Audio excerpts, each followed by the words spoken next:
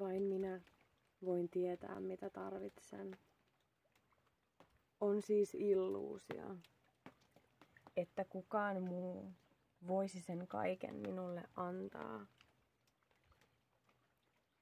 Takertumalla, keskittymällä muihin, etenkin kumppaniin, kasvatan tyytymättömyyttä, tyhjiötä, joka kaipaisi täyttämistä.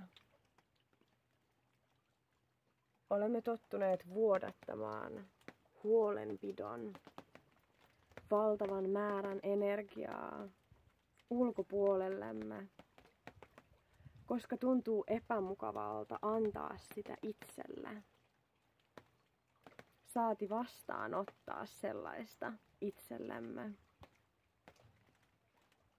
Samalla kuitenkin kaipaamme, tarvitsemme sitä. Sekä estämme sen itseltämme. Uuvuttava paradoksi kiertää vuosia. Tehden niin paljon töitä, niin suuressa puutostilassa. Pettyen yhä uudelleen. Vain minä voin tietää, mitä tarvitsen. Vain minä voin sallia itselleni sen, mitä tarvitsen. Eli vain minä voin antaa itselleni sen, mitä tarvitsen. Mihin keskität huomiosi?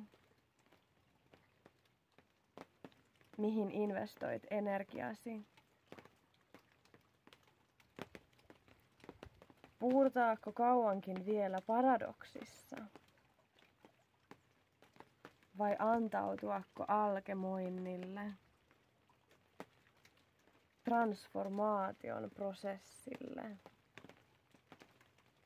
joka on koodattu kaikkeen.